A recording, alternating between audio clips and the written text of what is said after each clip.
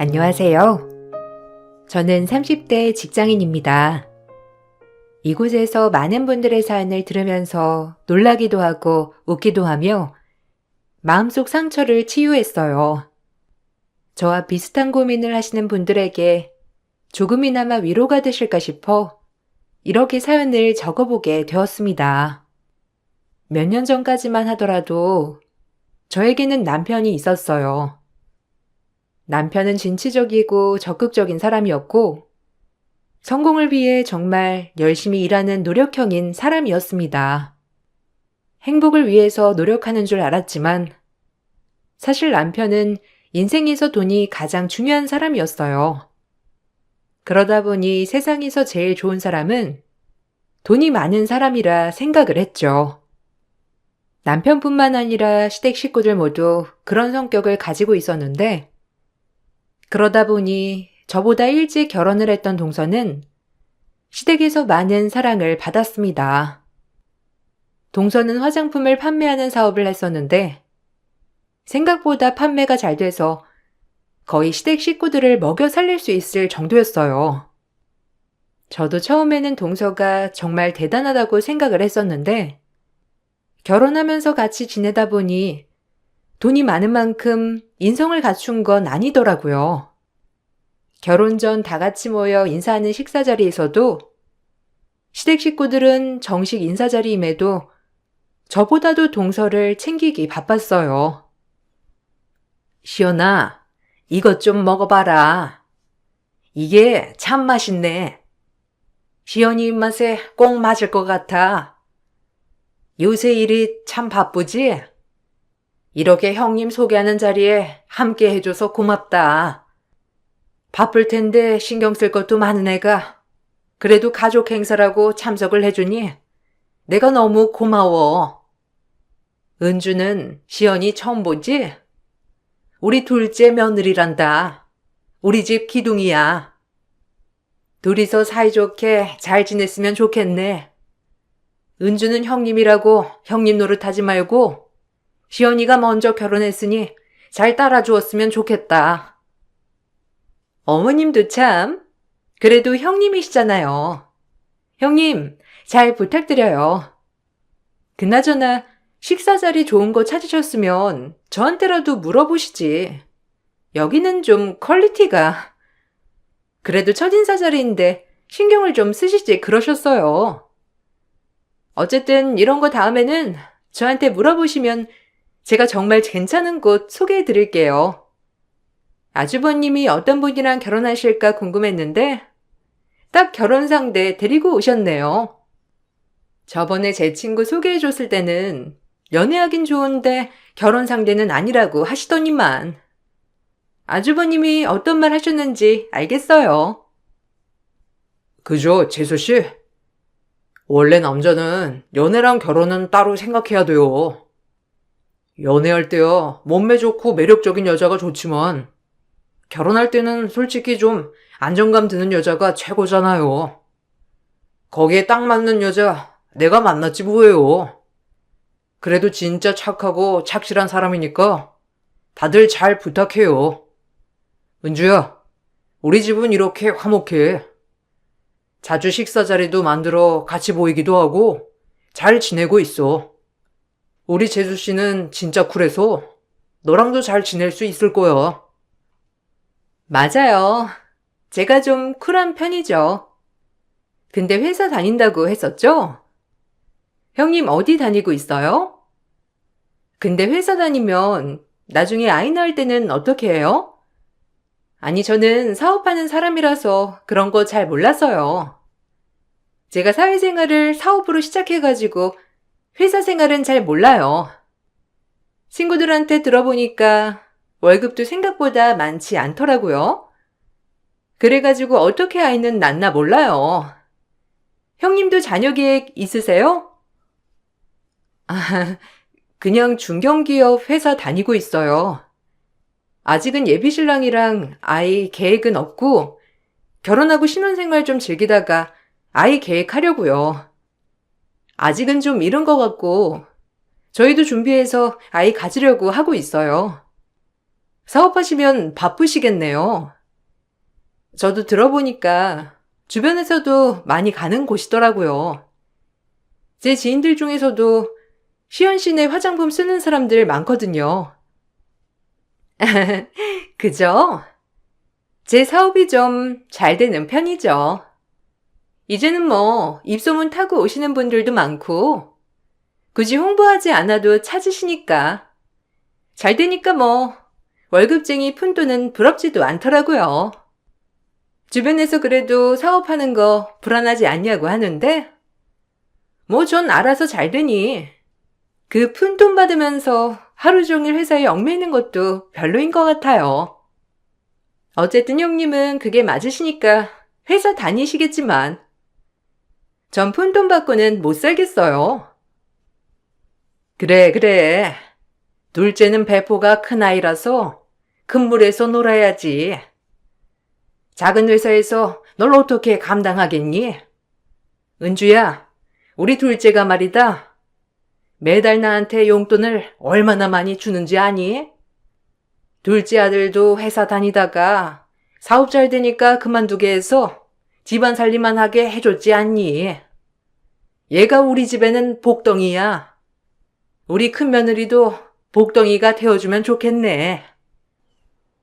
사업 부심으로 저를 깔아뭉개는 동서의 언행에 불쾌감을 느끼기도 했지만 그런 것을 제외하고는 시부모님께서도 저에게 어떠한 터치도 없으셨고 남편도 저에게 잘해주었기 때문에 결혼을 하게 되었어요. 결혼하고 나서도 종종 시댁 식구들과 만났지만 돈으로 사람을 무시하는 것을 제외하고는 시집살이가 없었죠. 그렇지만 점점 생활하면서 돈으로 사람을 무시하는 것이 심해지기 시작했는데 처음에는 동서가 절 무시했지만 점점 남편도 저와 동서를 비교하기 시작했죠. 당신 그거 들었어? 진우 차 바꿨다더라. 이번에 신형으로 나온 외제차 있지? 내가 그때 꼭 사고 싶다고 했던 거. 우리는 그거 한 달 내는 돈도 후들후들해서 구경도 못했는데 진우 이번에 그걸로 바꿨더라. 재수씨가 바꿔줬대. 그래도 밖에 나갈 때는 당당하게 나가라면서 재수씨가 그거 뽑아줬다고 하더라고. 와, 나 그거 듣고 얼마나 부러웠는지. 아이고, 우리 마누라는 언제 그런 차 나한테 뽑아주나? 그거 어차피 렌트라며. 그냥 동서가 돈 내주는 거지. 무슨 일시불로 산 것도 아니던데 왜 부러워해? 우리가 그 차 사는 거랑 마찬가지인 거야. 우리가 그 차 사도 일시불로 못 사고 할부로 매달 내야 하는 것처럼 동서네도 그 차 일시불로 산 게 아니라 매달 돈 내야 하는 거라고. 그게 부러워? 그리고 부러우면 나한테 사달라고 하는 게 아니라 당신 능력으로 사야지. 왜 나한테 그래? 아니, 걔는 마누라 잘 만나서 회사도 때려치우고 매일 집안 살림만 하고 있잖아. 솔직히 부러워서 그러지. 걔는 매일 일어나서 운동하고 쉬다가 저녁도 재수씨가 좋아하는 거 사 먹으러 가니 집에서 뭐 할 일이나 있겠어? 근데 남편 기 살려준다고 외제차도 턱턱 뽑아주지. 너무 부럽잖아. 재수씨 안 만났으면 그런 거 걔가 끌고 다닐 일이 있었겠어? 그냥 부러워서 그러는 거지. 그래, 동서 능력 좋은 거 인정해. 돈도 많이 번다며. 근데 그걸 나랑 비교하면 어떡해? 당신은 내가 다른 남편이랑 비교해서 말하면 기분 좋아? 기분 나쁠 거면서 왜 나랑 동서를 비교하는 거야? 그리고 나 결혼할 때 당신 차 바꿔줬잖아. 그거 일시불로 바꿔줬는데 뭐가 모자라서 그러는 건데? 제발 우리 남들 사는 거랑 비교하면서 살지 말자. 그렇게 하면 기분이 좋아져? 서로 기분 나쁘기만 하잖아. 난 국산 차였잖아. 동생은 외제차 몰고 다니는데 형이 창피하게 국산차 몰고 다니면 되겠어? 어쨌든 부럽다, 부러워. 난 그냥 부러워서 한 말이야. 당신 자격지심 있어? 재수씨가 더 잘 나가니까 당신 좀 자격지심 생기는 것 같다. 그러니까 재수씨한테 잘 보여. 혹시 몰라? 분점이라도 되면 당신한테 맡길지.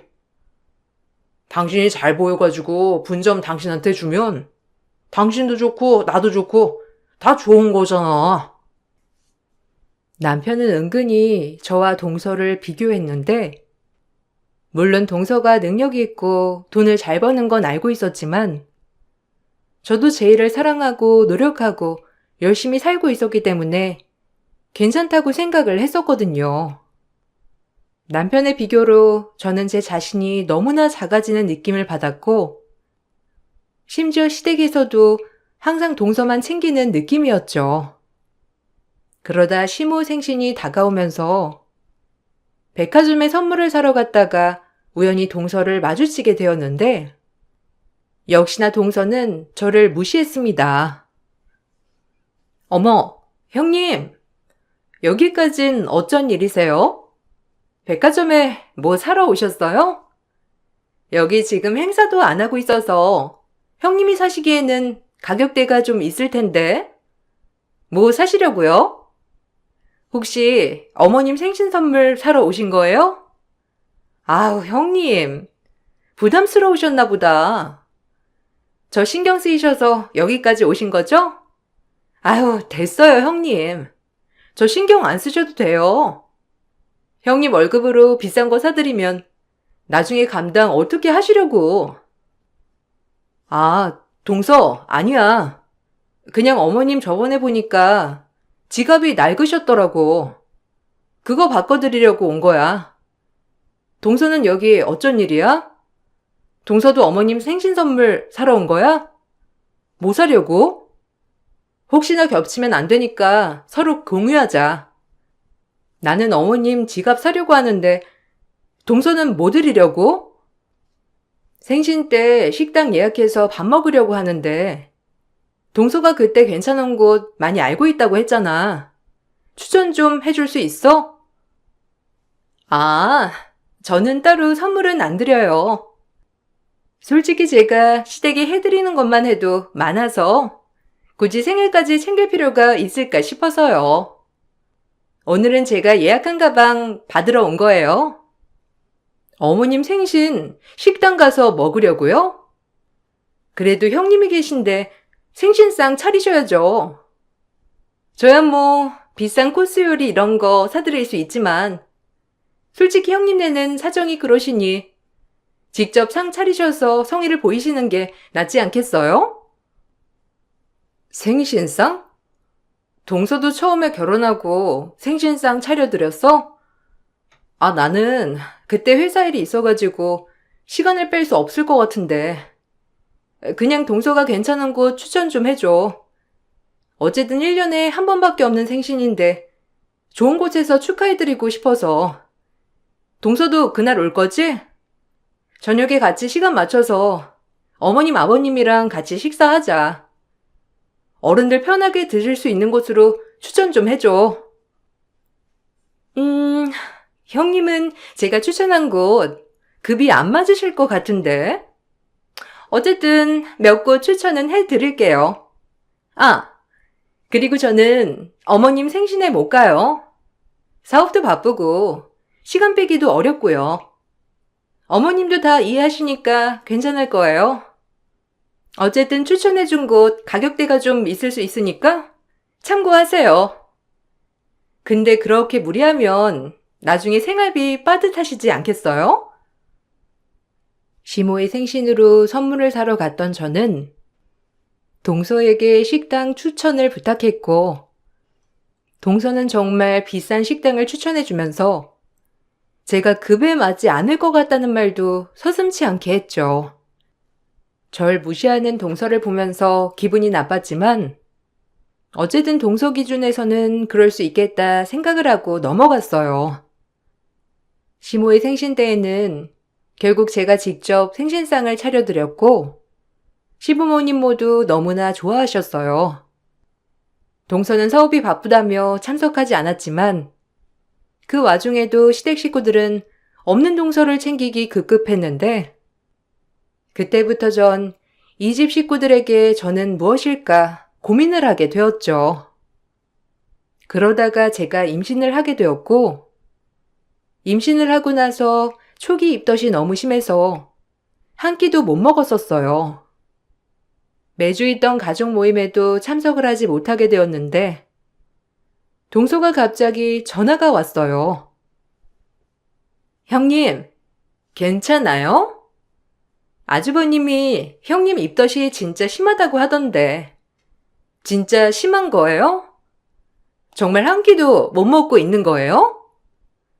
아니, 얼마나 입덧이 심하면 가족들 다 모인 자리에 오지도 않고 그래도 가족 모임은 다 참석하기로 했는데 형님이 안 오셔서 좀 그랬어요. 어쨌든 저희끼리 밥 잘 먹긴 했는데 뭐 입덧하면서 일주일에 5kg나 빠지셨다면서요? 괜찮아. 생각보다 입덧이 심해서 어딜 움직일 수가 없네. 입덧하는 게 이렇게 힘든 건가 봐. 다음에 입덧 좀 나아지면 참석할게. 병원에서도 쉬어야 한다고 하고 시간 지나야 나아진다고 하더라고. 조금 더 지나면 입덧 괜찮아진다고 하는데 아직까지는 음식을 못 먹고 있어. 몸무게가 너무 빠져가지고 병원에서도 입원해야 된다고 하더라고. 에이, 형님. 제 주변에서도 임신해서 입덧 심한 사람들 있었는데 다 금방 괜찮아지던데요? 그냥 먹고 싶은 거 조금씩 먹고 그러면 그렇게 심하게 오진 않던데. 형님이 귀찮다고 안 챙겨 먹고 그래서 그런 거 아니에요? 입덧 그거 좀 정신력 아닌가? 정신력으로 버티고 그러면 입덧도 나아진다고 하던데. 형님이 그냥 입덧하는 핑계로 누워버린 거 아니에요? 저한테만 솔직히 말해봐요. 동서, 무슨 소리야? 나 진짜 힘 하나도 없고 지금도 누워있어.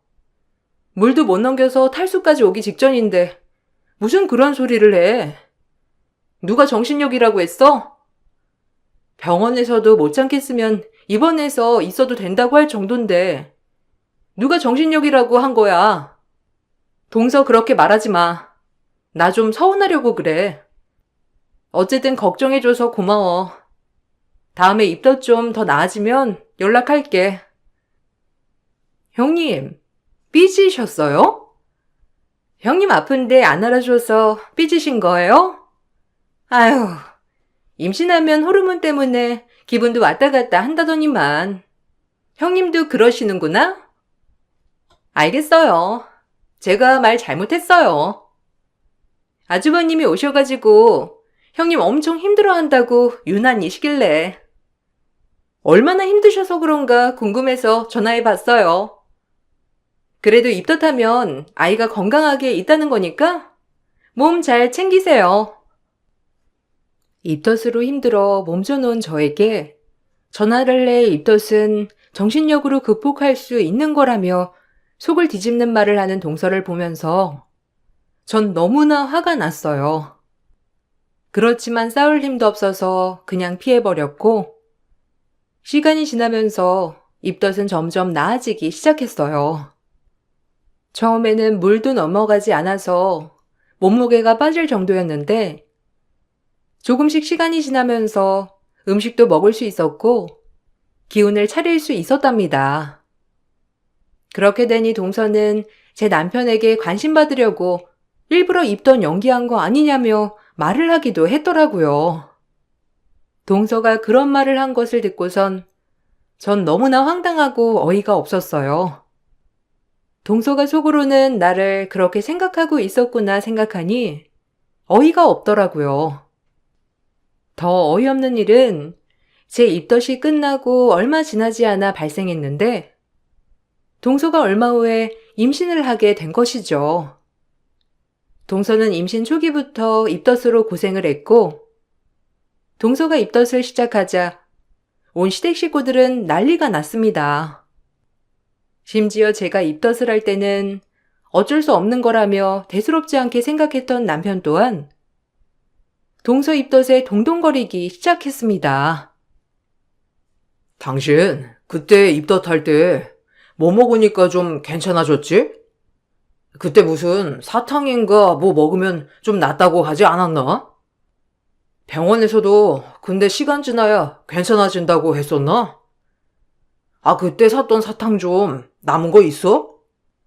재수 씨가 이번에 입덧 때문에 엄청 고생하는 모양이더라고.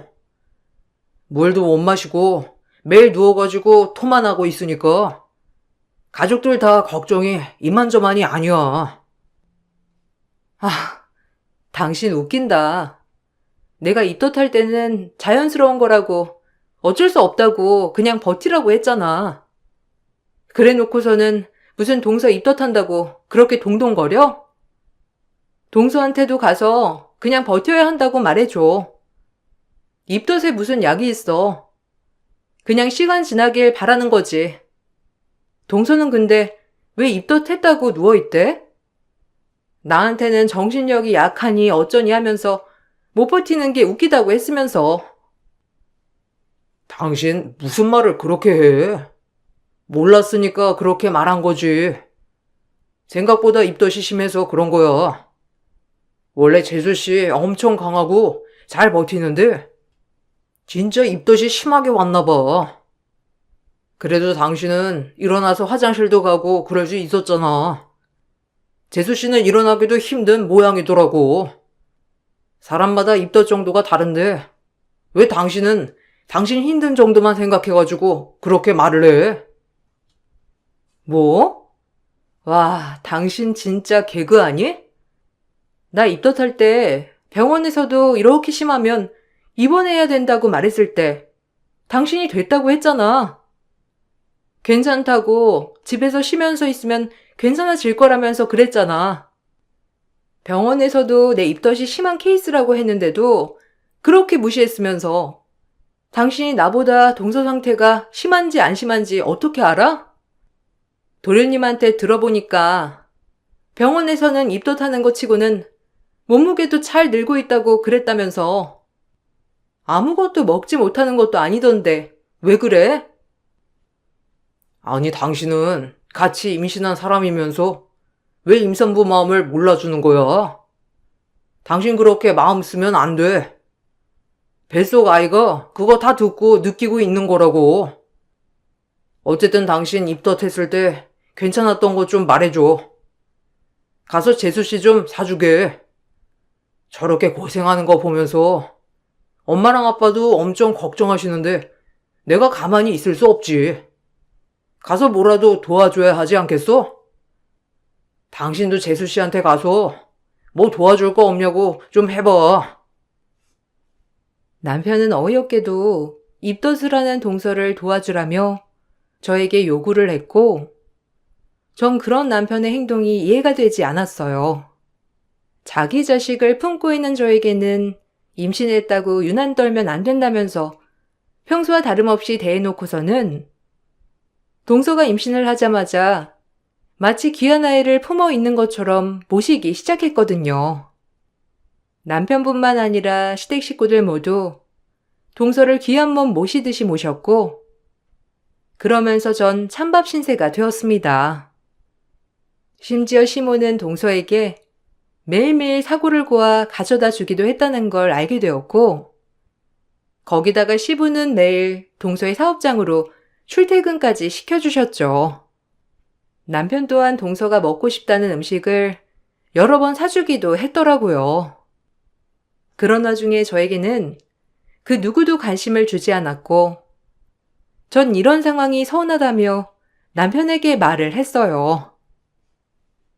당신 좀 너무하다는 생각 안 해? 당신 자식 임신하고 있는 건 난데 왜 나는 찬밥 신세고 동서는 챙기는 건데? 아니, 나랑은 산부인과 한번 같이 안 가주면서 당신이 왜 도련님 대신 동서 데리고 병원에 갔다 오는 거야? 도대체 왜 나는 이렇게 뒷전인 거야? 나도 힘들어. 나도 임신하고 자꾸 땀나고 더워서 힘들고, 대중교통 타고 출퇴근하는 것도 지치고, 일하고 들어와서 집안일 하나부터 열까지 다 해야 하는 것도 힘들다고. 난 왜 안 도와주는 거야? 아휴, 당신이 애야? 애도 아니고 스스로 할 수 있는 거잖아. 그리고 재수 씨는 당신보다 어리고 사업하느라 원래 생활 패턴도 일정치 않은데 임신까지 하니까 힘들어서 그냥 도와주는 거야. 당신은 아침에 나가서 저녁에 들어오고 맨날 똑같잖아. 그렇다고 당신이 회사에서 스트레스 받는 일이 뭐가 있어?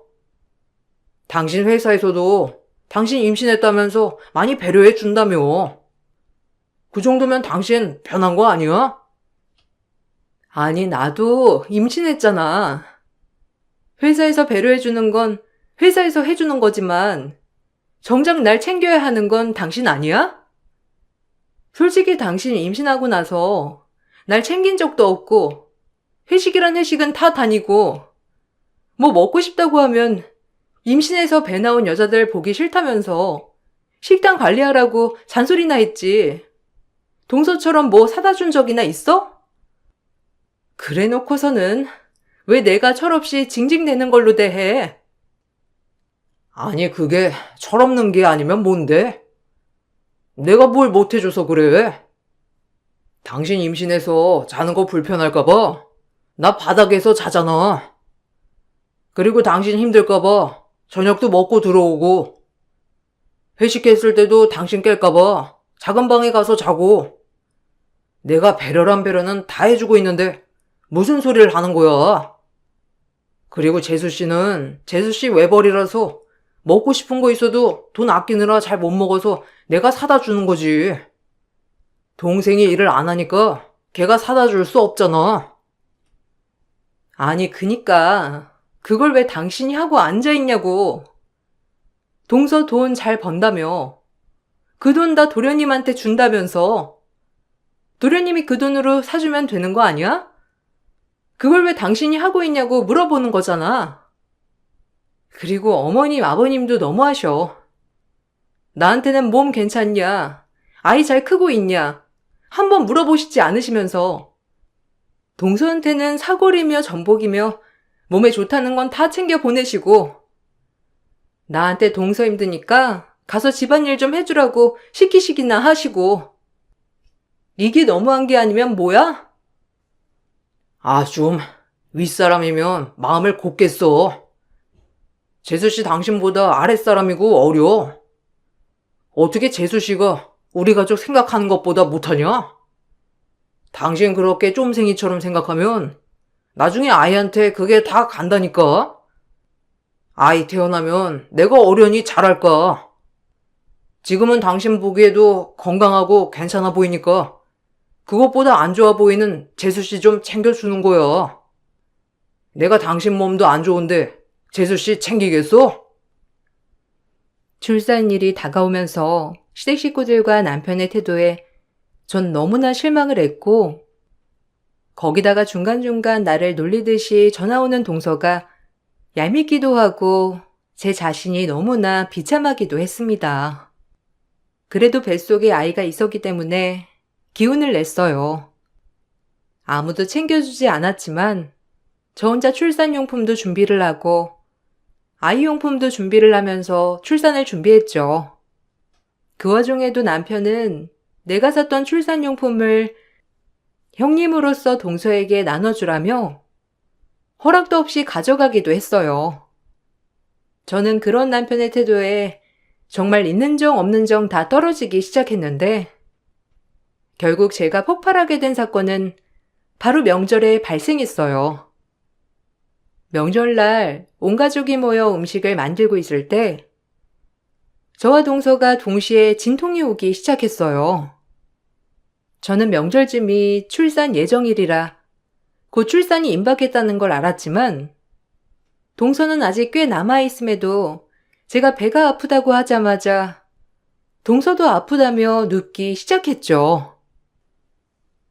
여보, 나 진통 온 것 같아.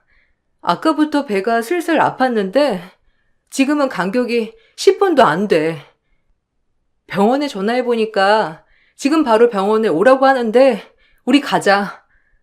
일단 나 먼저 병원에 내려주고 출산 준비해야 한다고 하면 집에 가서 짐 좀 챙겨서 와줘. 내가 다 준비해놔서 아이 방에 놓아놨거든? 그거 그대로 가지고 오면 돼. 뭐해? 얼른 갈 준비해. 뭔 소리야? 병원을 지금 왜 가? 너 지금 이 상황 안 보여?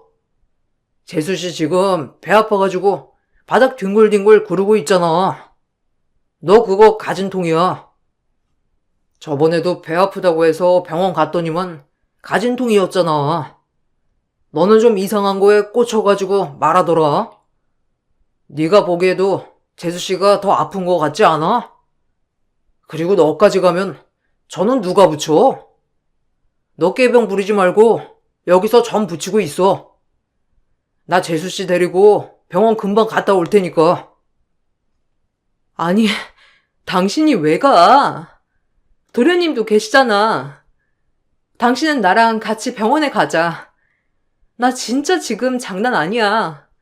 배가 슬슬 더 많이 아파져. 오늘은 진짠 것 같아. 진짜 저번이랑 비교 안 되게 아프다고. 우리 출산 예정일도 내일이잖아. 진통 맞는 것 같으니까 동서는 도련님이랑 가라고 하고 당신은 나랑 병원 가자. 병원에서도 지금 바로 오라고 했다니까? 아이, 너 그거 진통 아니라고. 저번에도 진짜 아프다면서 간 거 잊었어? 괜히 재수 씨 아프다고 하니까 당신 오버하는 거잖아. 됐어. 그냥 여기 있어. 조금 있으면 또 괜찮아질 거야. 당신 또 재수 씨한테 자격지심 있어가지고 그러는 거야? 정 아프거들랑 택시 불러서 가봐. 어차피 가봤자 아이 오늘 안 나와. 재수 씨 조기 진통이 있었다고 하는데 이 상황에서 어떻게 동생이 운전하냐? 그냥 알아서 가. 남편은 정말 아프다고 눈물까지 흘리면서 말하는 저를 내팽개치고는 동서를 데리고 병원으로 향했어요. 온 시댁 식구들이 다 같이 동서 병원으로 가는 바람에 시댁에는 덩그러니 저만 남게 되었습니다. 그런데 시간이 지날수록 배는 점점 더 아파오고 참을 수 없는 지경까지 오게 되었고 결국 전 구급차를 불러서 병원으로 향하게 되었어요. 가는 도중에 친정으로 전화해 엄마를 불렀고 전 그날 출산을 했습니다. 나중에 들어보니 동서는 가진통이었다고 했는데 급하게 병원으로 오신 엄마는 제 상황을 듣고서는 무척이나 화가 나셨습니다. 안 그래도 임신 기간 내내 남편이 저에게 했던 일들을 어느 정도 알고 계셨는데 출산일까지 뒷전이었다는 걸 알고 나서는 엄마는 분노를 폭발하셨죠. 반나절이나 지나고 난 후 남편은 병원에 나타났고 화를 내는 엄마에게 남편은 거짓말로 변명까지 했어요. 자네, 지금 이게 뭐 하는 짓인가? 임신하고 나서 우리 애 잘 챙기지도 않아. 내가 안 그래도 자네 두고 보고 있었는데 출산일까지 이렇게 우리 애 내버려두고 지금 뭐 하는 거야? 거기다가 오늘 자네 어딜 갔던 거야? 아이 낳았다고 한 지 몇 시간이나 지났는데 왜 이제야 여길 오는 거냐고? 우리 애가 출산하고서 얼마나 울었는지 알기나 하나? 도대체 정말 뭐 하는 거야? 장모님, 죄송합니다. 거래처에 갑자기 급한 일이 생겨서 피치 못하게 제가 가봐야 했어요. 와이프도 그냥 가보라고 했고 별로 아프다고 안 했어가지고 오늘 출산할 거라고 제가 생각을 못했습니다. 얼마 전에도 가진통 때문에 병원 여러 번 왔다 갔다 했던 터라 이번에도 가진통이라 생각을 했습니다. 정말 죄송합니다. 장모님, 제 불찰입니다. 지금 자네 거짓말하고 있는 거야? 내가 우리한테 들은 게 있는데 지금 거짓말하고 있는 거냐고? 아니, 그 집에서는 우리 애는 며느리가 아니라니? 당장 출산해도 모자란 애들이고 명절 음식 한다는 것도 기가 막혔는데 진통 와서 고생하는 애 내팽개치고선 그 식구들 다들 어디 갔나? 그게 말이 된다고 생각해? 나 이번 일 가만히 안 있을 거야. 그동안 우리 애 그 집에서 데리고 올까 수천 번 고민했는데 이제는 안 되겠네. 장모님, 죄송합니다. 그렇지만 장모님이 생각하시는 것처럼 저희 가족들 이 사람 그냥 내팽개치지 않았습니다. 임신했다고 해서 집안일에 신경 쓰게 해본 적 없고 저희 어머니 아버지 시집살이 한번 시켜본 적 없습니다. 고작 제가 재수 씨 아픈 거 챙겼다고 해서 이러시는 거면 저야말로 서운합니다. 장모님께서 저한테 이렇게 큰 소리 치실 만큼 제가 잘못한 게 있다고 생각 안 합니다. 뭐? 아, 정말 안 되겠네. 우리 애가 자네랑 이혼 안 하겠다고 해도 내가 끌고 올 거야. 어디서 감히 귀한 우리 딸을 이따위로 대접을 해? 내가 가만히 있을 줄 알아? 귀한 우리 딸을 데리고 갔으면 귀한 대접을 해줘도 모자랄 판국에 찬밥 신세라니. 자네랑 더 이상 할 말 없네. 그렇게 잘못한 게 없다고 생각하면 앞으로 어떻게 되는지 두고 보게. 엄마는 남편의 당당한 태도에 더욱 화가 나셨고 저도 남편과 더 이상 살고 싶은 생각은 없었지만 친정에서는 저보다 더 화가 나셔서 어떤 일이 있어도 이혼을 시킨다고 하셨죠. 전 친정의 도움으로 남편과의 이혼을 준비했는데 이혼을 준비하면서 제가 몰랐던 것들이 하나둘씩 밝혀지기 시작했습니다. 알고 보니 동서의 사업은 시댁 식구들의 돈이 모두 들어간 상태였어요. 즉 시댁 식구들의 사업 투자로 동서가 사업을 하게 된 것이고 그게 잘 됐던 것입니다. 물론 사업 명의가 동서 이름으로 되어 있으니 그동안 돈줄을 쥐고 있었던 건 동서였고 그러다 보니 시댁 식구들은 자연스럽게 동서를 우대해 줬던 것이죠. 또 하나 알게 된 것은 그동안 엄마가 남편의 부탁으로 큰 거래를 해주고 있었다는 것이었습니다. 몇 년 전부터 동선의 사업은 판매가 잘 되지 않아서 어려운 상황이었어요. 연애를 할 때부터 남편은 저 몰래 따로 엄마를 만났고 동서가 팔고 있는 화장품을 소개해주면서 엄마는 아는 지인분과 연결을 해주며 거래를 체결시켜주기도 하셨어요. 그러면서 동서의 사업은 점점 더 발전해 갔던 것이었습니다. 엄마는 남편의 사업이라고 생각해 연결을 해준 것이었지만 나중에 그것이 동서의 사업이라는 걸 알고 나서는 크게 분노하셨고 그 후 엄마는 거래를 모두 끊으면서 그 소문을 들은 다른 거래처도 거래를 중단했어요. 그러면서 동서의 사업은 위기를 맞게 되었고 그동안 모은 돈 없이 펑펑 쓰던 동서는 지출을 모두 감당하지 못하면서 결국 제가 이혼하기 전에 동서 사업은 파산을 하게 되었어요. 시댁 식구들의 투자금도 모두 날리게 되었는데 그 상황까지 되어서야 남편은 저에게 미안하다며 사과를 하더라고요. 여보, 내가 미안해.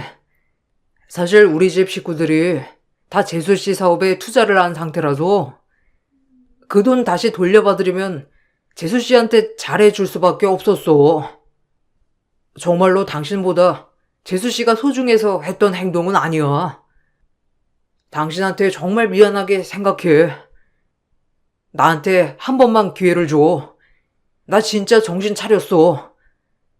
나한테 정말 중요한 게 뭔지 알게 됐어. 이혼만 제발 하지 말고 나한테 기회 한 번만 줘. 당신은 고작 몇 천만 원에 나랑 자식을 버렸어.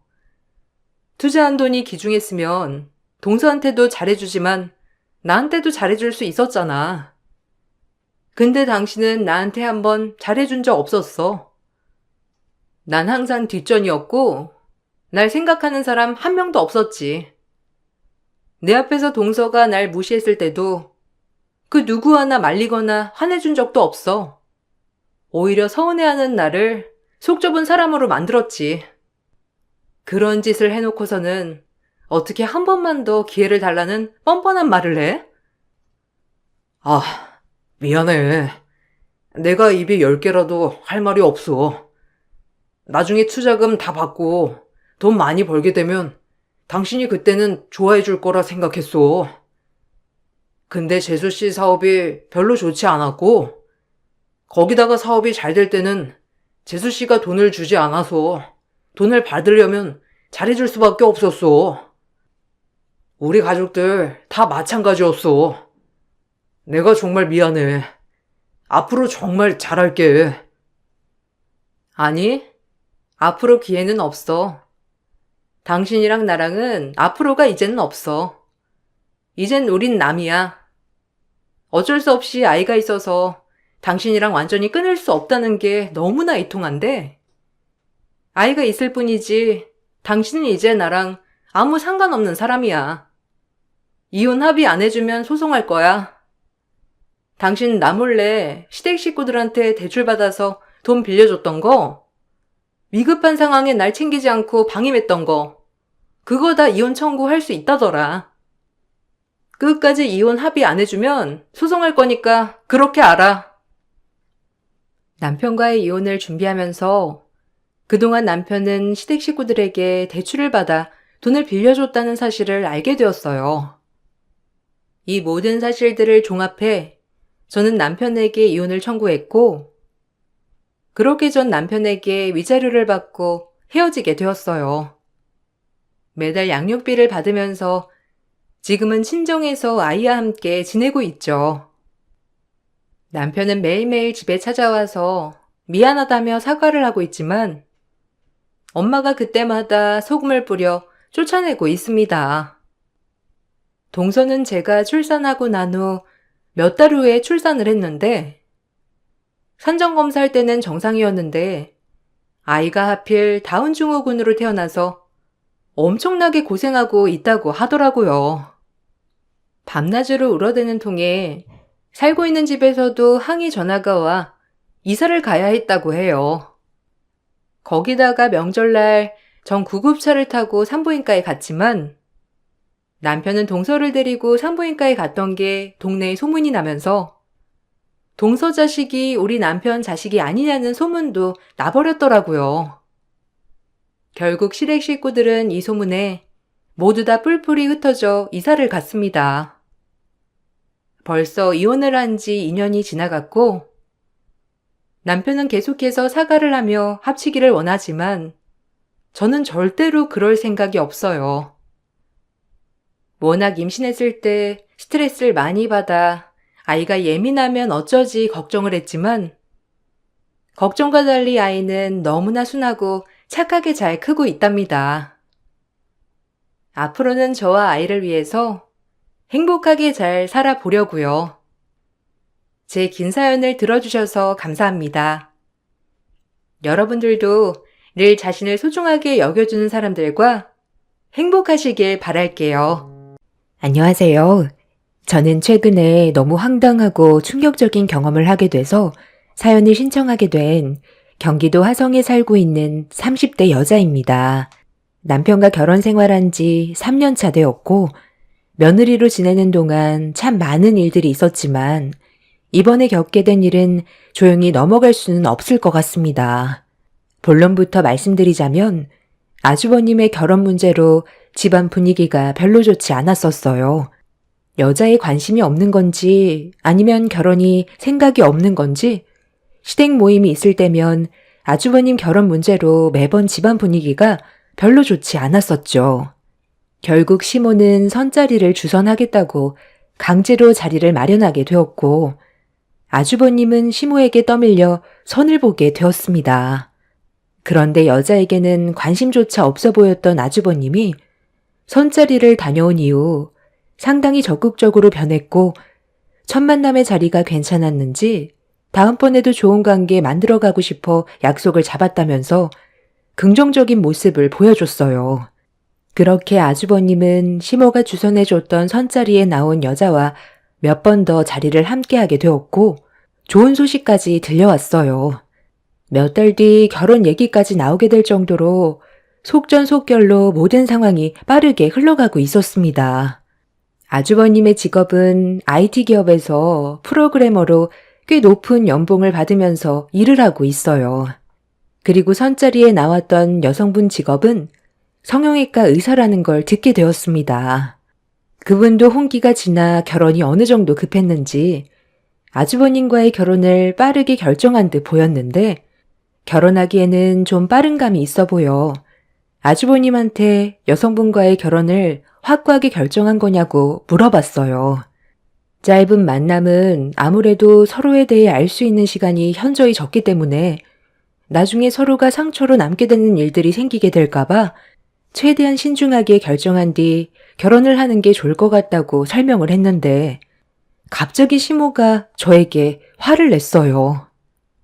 너 지금 나랑 뭐 하자는 거냐? 내가 힘들게 놓은 다리를 무너뜨릴 작정이냐? 쓸데없는 말 할 거면 당장 집으로 돌아가. 내 아들이 결혼한다는데 어디서 초를 치고 있어? 얼마나 예민한지 뻔히 알면서 신중하게 결정하라고? 내 아들은 그럼 대충 결정해서 결혼할 생각이라는 거야? 이번 결혼 만약 무산된다면 그건 전부 다 너 탓이다. 결혼 문턱까지 와서 최대한 조심하고 있는 중인데 하지 말아야 될 쓸데없는 말로 왜 주둥이를 나불거려?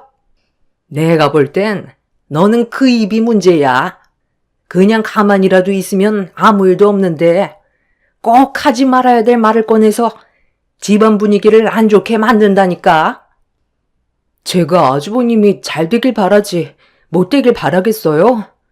좋은 사람 만나 결혼하면 당연히 축하받을 일이지만 너무 성급한 것 같아 신중하게 생각해보라는 건데 왜 그런 식으로 말씀하세요? 어머님 마음 급한 거 모르는 거 아니지만 그렇다고 무작정 결혼을 밀어붙이는 것도 문제죠. 나중에 잘못되면 어머님 탓으로 돌아갈 텐데요. 내가 직접 뽑은 며느리감이다. 신중하고 또 신중하게 결정한 건데 네가 그런 말하면 내 기분이 어떨 것 같아? 꼴도 보기 싫으니까 그만 돌아가라. 이 사람이 걱정돼서 하는 말인데 왜 그래요? 솔직히 제가 봤을 때도 형이 좀 급한 감이 있으니까 그런 거잖아요. 엄마는 항상 그게 문제예요. 뭐든 성급하게 서둘러서 결정했다가 결국 그 피해가 배로 돌아왔잖아요. 이런 적이 한두 번도 아니었으니까 하는 말이죠. 저희는 여기 오고 싶어서 온 줄 알아요? 결혼 문제는 신중해야 되는 건데 그분과 만난 지 얼마 되지도 않아서 결혼을 하겠다고 하길래 좀 더 시간을 두고 만나는 게 어떻겠냐고 한마디 해준 것뿐인데 제 입이 문제라고 흥분하면서 짜증 섞인 말투로 저에게 화를 내고 있는 시모가 이해되지 않았어요. 시부도 제 말에 동의할 정도로 급한 감이 있는 것 같다고 했지만 시모는 어떠한 말도 들으려 하지 않았죠.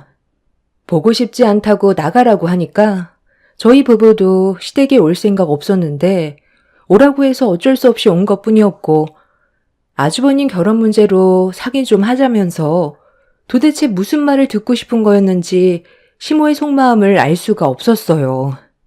결국 저희 부부는 기분만 상한 채로 집으로 왔는데 시모가 남편한테 갑자기 전화를 했어요. 남편은 아무 생각 없이 받아서 무슨 일 때문에 전화를 했냐고 여쭤보는 순간 충격적인 말을 듣게 되었습니다. 너는 좀 전에 우리 집에서 꼭 그렇게 말을 했어야 돼? 엄마가 기분 나쁜 건 생각도 안 하는 거야? 어쩜 너는 내 배 아파 낳은 자식인데 자기 마누라한테 푹 빠져서 엄마는 아예 보이지도 않는 거지?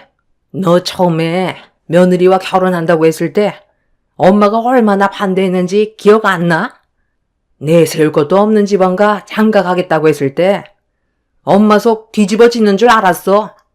거지 같은 집안 잘난 것 하나 없어서 결혼할 때 결혼식도 엄마가 원하는 대로 할 수 없었을 때 얼마나 화가 많이 났었는데 그런 거 다 참으면서 겨우 힘들게 결혼시켰는데 며느리라곤 자기 할 말 또박또박 하면서 시애미를 개똥으로 알고 있는데 내 속이 안 뒤집어지겠어?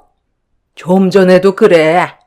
결혼식을 언제 하면 좋을지 그런 걸 상의하고 있었는데 갑자기 옆에서 좀 더 신중하는 게 좋지 않겠냐는 그딴 말을 입 밖으로 뱉으면 내 기분이 안 상하겠어?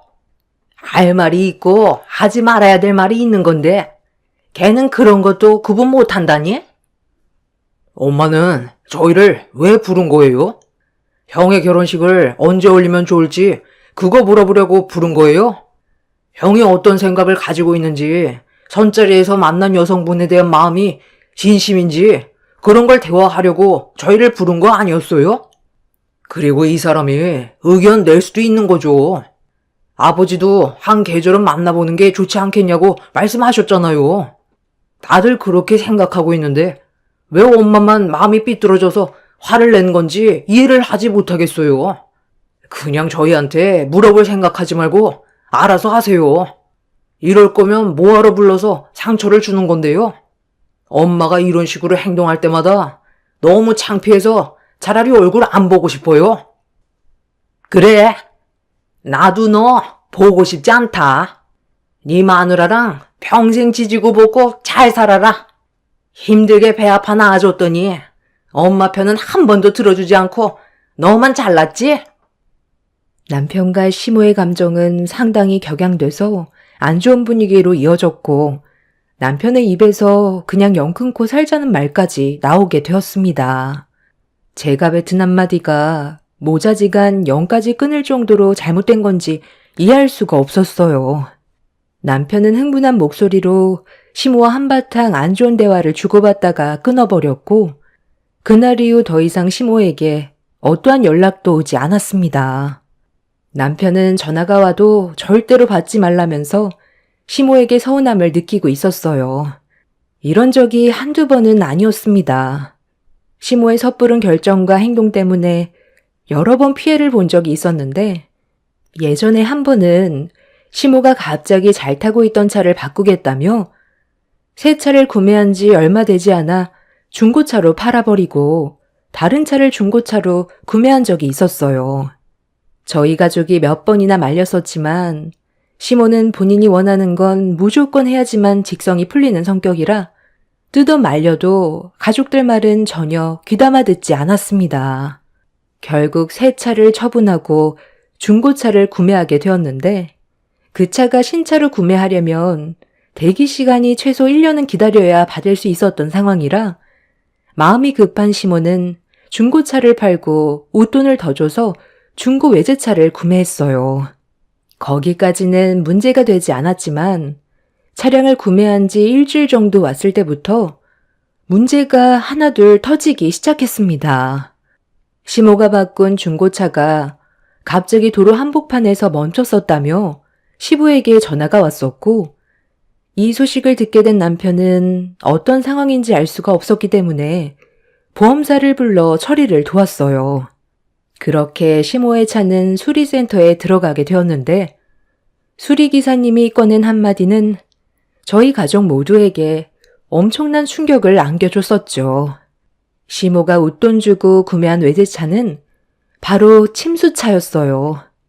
남편과 함께 직접 가서 확인을 해보니 뜯어냈던 차량 내부가 전부 말라 비틀어진 진흙투성이었고 차량을 판매한 딜러한테 그 자리에서 전화를 했는데 이미 잠적을 한 건지 핸드폰 전원이 꺼져 있는 상태였습니다.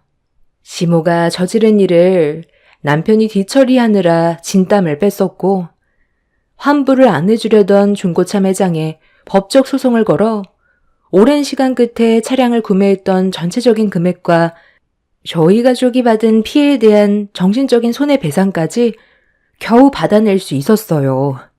이뿐만이 아니라 시모의 기가 너무 얇아서 잘 속는 편이라 시부가 힘들게 벌어온 돈을 시모가 너무 생각 없이 써버리는 바람에 시부모님의 관계에도 심각해질 만큼 안 좋아진 적이 있었는데 다른 건 몰라도 이건 아주버님의 인생이 달린 문제인데 시모는 또다시 신중하게 생각을 하기보단 무조건 자기 생각이 맞다면서 밀어붙이려 하길래 더 이상은 말릴 수도 없어 결국 가족 모두 포기하게 되었습니다.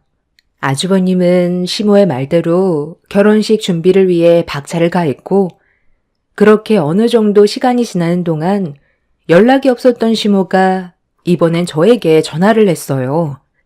남편과 저녁을 먹고 있을 때 전화를 해서 당황했던 저는 입에 있던 음식을 다 씹고 전화를 받으려고 했는데 전화가 끊어져 버렸어요.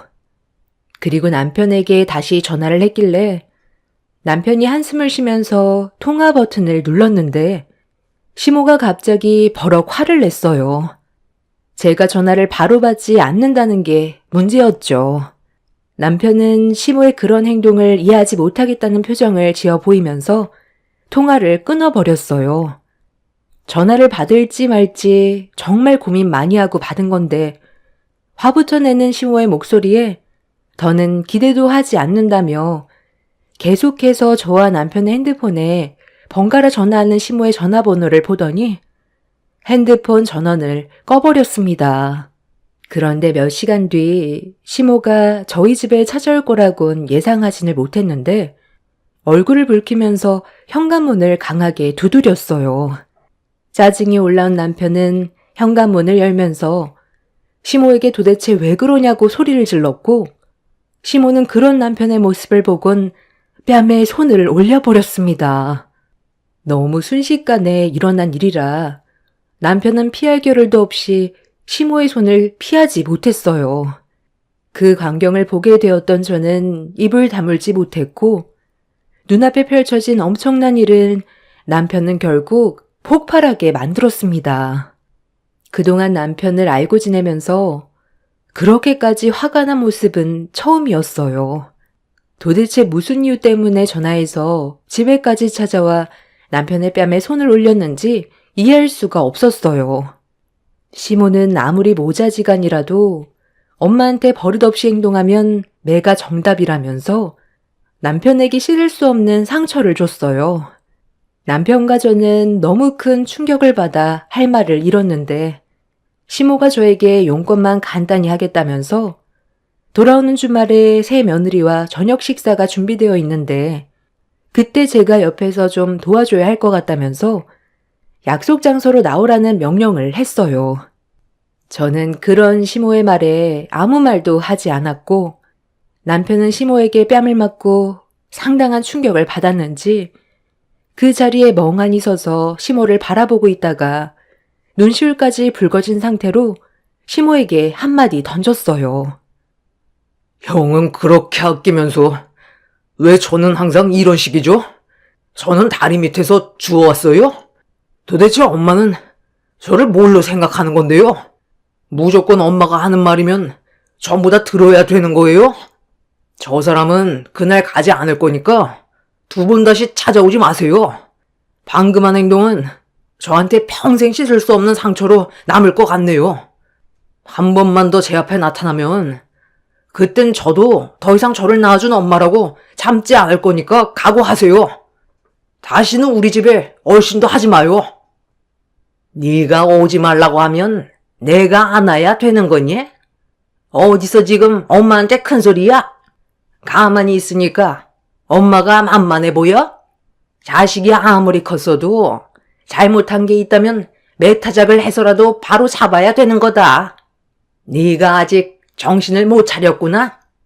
너 형은 좋은 직장 들어가서 연봉도 1억이 훨씬 넘는데 너는 손바닥보다 작은 회사에 다니면서 겨우 벌어먹고 사는 주제에 어디서 엄마한테 큰 소리야? 그동안 힘들게 먹여주고 채워주고 공부까지 전부 다 시켜줬더니만 쓸데없이 헛바람 불어서 사자 직업으로 하라고 그렇게 얘기했는데 결국 바람 불면 넘어갈 것 같은 회사에 들어가서 엄마 속 다 뒤집어 놓았으면서 너는 너만 상처받은 거 생각하니? 내가 지금 필요한 건 네가 아니라 뒤에 있는 며느리다. 네가 내 옆에서 수발 좀 들어야 하니까 무조건 이번 주 주말에 나와라. 시모는 무작정 저희 집으로 찾아와 행패 부린 것도 모자라 남편의 얼굴에 손까지 올리는 충격적인 행동을 저질러 버렸어요. 저는 너무 놀라 당황스러워하고 있는데 시모는 그 자리에서 저에게 약속 장소가 적힌 문자를 전송한 뒤 남편한테 온갖 막말을 퍼부어댄 뒤 집으로 돌아갔습니다. 저는 시모의 말을 듣고 싶지도 않았는데 남편은 저에게 약속 장소로 나가라는 말을 꺼냈어요. 지금 시모의 상태는 아무도 말릴 수가 없다며 집에까지 찾아온 걸 보면 단단히 화가 많이 난 것 같다고 저한테까지 피해가 갈 수 있기 때문에 무조건 약속 장소로 나가서 아주버님과 결혼할 상대 배우자가 어떤 사람인지도 확인해 보라는 말을 끝으로 방으로 들어가 버렸어요. 시모가 집에까지 직접 찾아온 걸 보면 마음이 많이 급한 건 알겠는데 그렇다고 남편의 뺨에 손을 올린 건 아무리 생각을 해봐도 이해를 할 수가 없었어요. 그렇게 주말이 오기 전까지 한참 동안 고민을 하다가 남편이 말한 것도 있고 아주버님과 결혼을 예정 중이었던 예비 형님이 어떤 사람인지 두 눈으로 확인해 보기 위해 시모가 문자로 전송해 두었던 약속 장소로 결국 나가게 되었습니다. 내키지 않았지만 일단 안 좋은 상황을 더 크게 만들고 싶지가 않았어요. 그렇게 식당에 도착을 하니 시모가 자리에 앉아 있었고 예비 형님은 아직 도착을 하지 않았는지 시모는 저보고 빨리 오라며 다급하게 손짓을 하고 있었습니다. 예, 내가 지금 급하게 화장실을 가봐야 하니까 이 가방 좀 잘 지키고 있어라. 여기 가방 안에 정말 중요한 물건이 들어있거든. 여러분 생각하지 말고 그냥 가지고만 있어. 새 예비 며느리가 올지도 모르니까 자리 이탈하지 말고 그대로 앉아 있어라. 오늘따라 긴장해서 그런가? 왜 이렇게 배가 아픈지 모르겠다. 시모는 가방을 저에게 건네준 뒤 급하게 화장실로 뛰어갔어요. 긴장한 것 같다면서 배를 움켜쥐고 있었습니다. 그렇게 한참 동안 기다린 뒤 시모가 안색이 좋지 않은 상태로 다시 자리에 앉았고 가방을 달라고 손을 내미시길래 다시 돌려드렸는데 가방을 열어 무언가를 확인하려고 뒤적거리셨는데 갑자기 굳어져 버린 얼굴로 저를 바라봤어요. 왜 쳐다보시는 건지 알 수 없었던 저는 무슨 일이 생겼냐고 여쭤봤는데 시모가 갑자기 저보고 도둑년이라고 화를 냈어요. 너 방금 뭐라고 그랬니? 무슨 일 있냐고? 그걸 지금 몰라서 물어? 너 내 가방에 있던 반지 상자 어디로 빼돌렸니? 얘가 이제 하다하다 시미 물건에까지 손을 대고 있네. 내가 이래서 거지 집안의 여자를 며느리로 들이지 않으려 했던 건데 눈알 만한 다이아가 박힌 반지를 보니까 눈이 횟가닥 돌아가 버렸니? 그 반지가 얼마짜리인 줄 알아? 내가 너한테 물건 훔치라고 했니? 조용히 와서 수발 들고 가면 될 것을 감히 시미 물건에 손을 대? 빨리 안 내놔? 콩밥 먹고 싶어? 어머니, 잠깐만요. 무슨 말을 하시는 건지 저는 도통 모르겠어요. 너무 흥분하지 마시고 일단 진정부터 하고 차근차근 말씀하세요. 저는 가방 열어본 적도 없다고요. 그런데 가방 안에 멀쩡히 들어있던 다이아 반지가 어디로 사라져? 그게 얼마짜리인 줄 알아? 5kg짜리 다이아 반지야. 내가 현금으로 3억을 주고 예전에 구매한 거라고. 오늘 우리 새며느리한테 선물로 주려고 가지고 왔는데 너한테 가방을 건네주기 전까지 내가 분명 확인했었는데 화장실 다녀오자마자 가방 속에 있던 내 다이아 반지가 사라졌잖아. 여기 식당 CCTV 돌려보면 바로 확인할 수 있는데도 너는 끝까지 셰미한테 거짓말 하는 거니? 시모의 일방적인 오해에 당황한 저는 압박을 가하며 다가오는 시모 때문에 뒷걸음질 치고 있는데 그런 저를 보며 어딜 도망가려 하냐면서 옆 테이블 손님상에 저를 강하게 밀쳐버렸어요. 식당은 순식간에 아수라장이 되어버렸는데 식당 문을 열고 들어온 아주버님이 저와 시모가 서로 엉켜져 있는 모습을 보곤 급하게 달려와 저와 시모를 떨어뜨려 놨는데 시모가 아주버님한테 제가 3억짜리 다이아 반지를 훔쳐가서 돌려주지 않는다고 저를 도둑으로 몰고 갔어요. 그런데 그 순간 아주버님이 오늘이 얼마나 중요한 날인 줄 아냐며 이제 곧 결혼을 약속한 여성분이 도착을 하는데 힘들게 성사된 결혼 망칠 일 있냐면서 아주버님이 흥분해서는 제 머리를 잡아 손님상에 그대로 매다 꽂아 버렸어요. 시모는 도적놈의 집안 가만두면 안 된다고 그 자리에서 바로 경찰서에 전화를 걸더니 3억 다이아를 도둑 맞았다고 서둘러 식당으로 와달라며 상황을 점점 더 악화시켰어요. 그렇게 두 모자에게 이리저리 휘둘리면서 저는 아니라고 목소리를 높여 비명을 질렀지만 제 말은 이미 두 모자의 귀에 들어가지 않았습니다. 그렇게 바닥으로 세차게 내동댕이 쳐진 저는 눈물을 흘리면서 억울해하고 있었는데 그 순간 생전 처음 본 한 여성분이 저에게 뛰어오면서 두 팔 벌려 다가와 저를 보호해 줬어요.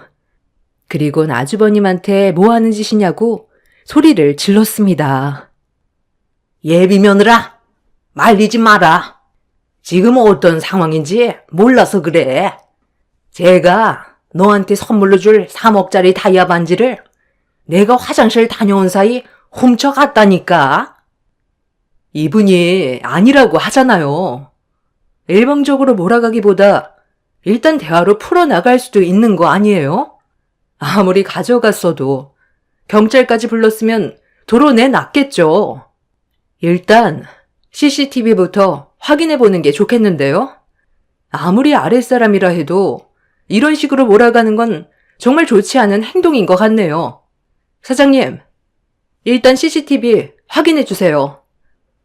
확인할 게 뭐 있어? 어차피 범인은 정해져 있는데 CCTV 확인하면 빼도 박도 못하는 거지. 그럼 당장 확인해보자고. 사장님, 1시간 전부터 확인해주세요. 두 모자는 저를 노려보면서 CCTV가 녹화되어 있는 장소로 옮겨갔어요. 그렇게 1시간 전부터 녹화되어 있는 영상을 확인하게 되었고 시모가 혼자서 자리에 앉아 기다리고 있었는데 누군가에게 전화가 왔는지 가방을 뒤적거리다가 핸드폰 번호를 확인하고 급하게 전화를 받는 모습이 보였어요. 시모는 들고 있던 가방을 옆에 있던 의자에 올려놨었는데 잘못 올려놨는지 잠시 뒤 바닥으로 떨어졌고 전화 통화를 하면서 떨어진 가방을 주워들어 다시 제자리로 올려놓은 다음 통화가 끝나자마자 제가 식당으로 들어온 거였습니다. 시모는 화장실이 급하다면서 저에게 가방을 건네주었고 저는 시모가 자리로 돌아오기 전까지 가방을 한 번도 열어본 적 없이 그대로 그 자리에 가만히 앉아만 있었던 걸 두 모자가 두 눈으로 확인하게 되었네요.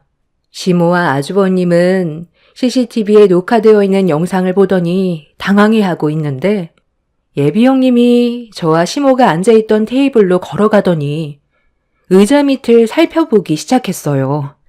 그리고 의자 밑에서 반지 상자를 주워들었고 시모는 예비 형님에게 급하게 달려가 어색한 미소로 떨어져 있었는지 전혀 몰랐었다며 반지 상자를 건네 받았어요. 아니라는데 일방적으로 범인으로 몰아가고 그것도 모자라 무력까지 행사한 건 정말 실망스럽네요. 오히려 저는 잘 된 것 같아요. 이런 집안인 걸 미리 알 수 있었으니 여기서 끝낼 수 있잖아요. 저기요, 방금 저 사람들이 한 행동에 대해 CCTV에 다 찍혀 있고 곧 경찰도 오니까 저 사람들한테 당했던 거 전부 다 얘기하세요. 그리고 저희 병원에 와서 검사 좀 받아요. 흉터 전문 병원이라 제가 진단서 떼줄게요. 저 사람들과는 연 끊고 살아야 그쪽이 피해를 안 보겠어요. 어쩜 둘 다 성격이 저리 거지 같은지. 제가 그동안 만나왔던 남자들 중에 제일 최악이네요. 결혼은 없었던 일로 할 거고, 이 여성분이 받은 피해에 대해서는 제가 법적 증인으로서 적극적으로 도와줄 겁니다. 아, 저기 경찰분들 오셨네. 저 사람들이 이 여성분을 일방적으로 오해하고 몰아가면서 무력까지 행사했네요. 두 모자는 저에게 급하게 달려와 좀 전에 있었던 상황에 대해 용서를 구했지만 일방적으로 당하기만 했던 저는 두 모자를 향한 분노를 억누르지 못했어요. 아주버님은 오해한 거에 대해 미안하다면서 가족끼리 그럴 수도 있는 거 아니냐며 좋게 풀자는 말을 입 밖으로 꺼내는 순간 아주버님의 거짓된 면상이 저를 더 욱하게 만들어 버렸어요. 저는 시모가 보는 앞에서 아주버님의 뺨에 수차례 손을 올렸고 제가 받은 상처에 대해서는 법적 소송을 진행할 거라고 두 모자에게 분노를 터뜨리게 되었습니다. 시모는 식당에서 난리친 거에 대해 영업 방해죄로 손해배상을 해주었고 이런 상황을 듣게 된 남편도 시모 아주버님을 절대로 용서할 수 없다면서 시댁에 가서 한바탕 난리를 쳤어요. 그리고 이런 상황을 옆에서 듣게 된 시부는 다이아 반지를 언제 사게 된 거냐고 시모에게 물어봤고 시모는 오래전에 산 거라 기억나지 않는데 시부가 사라고 해서 구매한 것뿐이라고 말을 버벅대기 시작했어요. 시부는 그런 말을 꺼낸 기억이 전혀 없다면서 정신 나가지 않는 이상 누가 3억 주고 반지를 사냐고 당장 처분하고 오라고 했는데 여기서 또 다른 문제가 생겨버렸습니다. 시모가 예전에 현금 3억으로 구매한 한정판 5캐럿짜리 다이아 반지가 충격적이게도 모조품이었다는 말을 듣게 되었고 품질 인증서 또한 가짜라는 걸 몇 년이 지난 뒤에야 알게 된 거였어요. 시모가 반지를 구매했던 곳은 이미 사라진 지 오래였고 시부 몰래 엄청난 일을 저질러 버리게 되자 시모는 그 자리에서 시부에게 무릎을 꿇었지만 이미 시부는 화가 머리끝까지 올라와 버린 상태였어요. 하루도 조용할 날이 없다면서 가족들 앞에서 시부는 시모를 강하게 내동댕이 치며 이혼 얘기를 꺼냈습니다.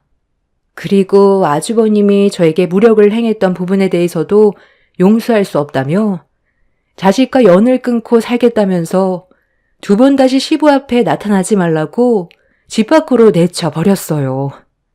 그리고 시부의 재산은 전부 다 저희 부부에게 상속해 줄 거라면서 엄청난 결정을 내리셨습니다. 두 모자는 손이 발이 되도록 용서를 구했지만 달라지는 건 없었고 저희는 예정대로 법적 소송을 진행했고 그렇게 저에게 신체적, 정신적 피해에 대한 위자료를 물어주게 되었네요. 두 모자는 절대로 용서받기 힘든 일들을 저질러버려 더 이상 되돌릴 수 없는 상황까지 오게 되어 버렸습니다. 예전에도 그랬지만 시모의 성격이 언젠간 크게 터질 것 같았는데 이렇게까지 문제가 심각해질 거라곤 전혀 상상하지 못했어요. 시부는 시모의 행동에 질려버려 이혼을 결정했으나 시모는 끝까지 시부에게 매달리고 있는데 이미 마음이 돌아서 버린 시부는 더 이상 받아줄 마음이 없는 것 같아 보였습니다. 아주버님과 둘이서 알아서 살라며 그렇게 연을 끊어내어 버렸네요. 저희 집안이 못 산다고 의심부터 하는 시모의 모습이 너무 실망스러웠고 한술 더 떠서 상황을 더욱더 악화시킨 아주머님 때문에 평생 안 좋은 기억으로 머릿속에 자리 잡혔지만 그래도 이렇게 그 인간들과의 악연을 끝내게 돼서 다행이라고 생각합니다. 뒤늦게 알게 된 사실이지만 현재 임신 중이라 심적으로 안정을 찾고 있어요. 하마터면 임신 초기에 두 모자 덕에 유산까지 할 뻔했었네요. 앞으로 그 인간들과 두 번 다시 엮이지 않았으면 좋겠어요. 남은 인생 몇 달 뒤 태어나게 될 아이와 제 곁을 지켜주고 있는 남편과 행복하게 살아가고 싶어요. 제 사연 들어주신 분들 감사합니다. 안녕하세요. 저는 양평에 살고 있는 38살 여자입니다. 저는 얼마 전에 이혼한 시댁 식구들에 대해 이야기 좀 하려고 사연을 신청하게 되었습니다. 그 사람들은 자신의 잘못도 알지 못한 채 떵떵거리더니 결국 저희 아빠의 다리를 잡으며 오열을 하고 말았네요. 그 사람들은 벌을 받아야 마땅했기 때문에 아빠는 그날 시댁 식구들의 상견례장에 나타나셨고 결국 아수라장이 되면서 시댁 식구의 인생 또한 나락으로 떨어지게 되었습니다. 먼저 과거로 돌아가 남편과의 결혼 생활에 대해 먼저 얘기를 좀 해보면 그때 당시 아빠는 꽤 여러 지역에 사업을 확장하셔서 관리하는데도 정신이 없으셨고 그중 하나의 점포를 저희 남편에게 운영권을 넘겨주었습니다. 그때까지만 해도 남편은 일반 회사에서 착실하게 일을 하면서 저와의 결혼 생활을 유지하고 있었지만 마음속으로는 사업을 꿈꾸고 있었던 것 같아 보였어요. 같이 저녁을 먹거나 대화를 나누고 있으면 은연중에 아빠처럼 사업을 해보고 싶다며 저에게 툭툭 던지면서 무언가를 바라고 있는 듯 보였어요. 하지만 제가 뭘 어떻게 해줄 수 있는 위치도 아닐 뿐더러 저희에게는 그만한 자금도 없었기 때문에 회사에서 착실하게 벌어오는 돈으로도 충분하다며 지금 생활에 만족한다는 걸 얘기해 줬었어요. 하지만 아빠의 사업이 잘 되고 있는 걸 옆에서 지켜보고 있다 보니 본인도 사업을 하고 싶어 하는 욕망이 점점 더 커지면서 결국 주말에 친정집에 갔을 때 식사를 하던 도중 갑자기 남편이 돌발 행동을 하게 되었네요. 장인어른 부탁드리겠습니다. 저한테 점포 하나만 내어주시면 안 될까요? 사업은 점점 확장되어 가고 있는데 관리할 사람은 모자라잖아요. 그 자리에 제가 들어가고 싶습니다.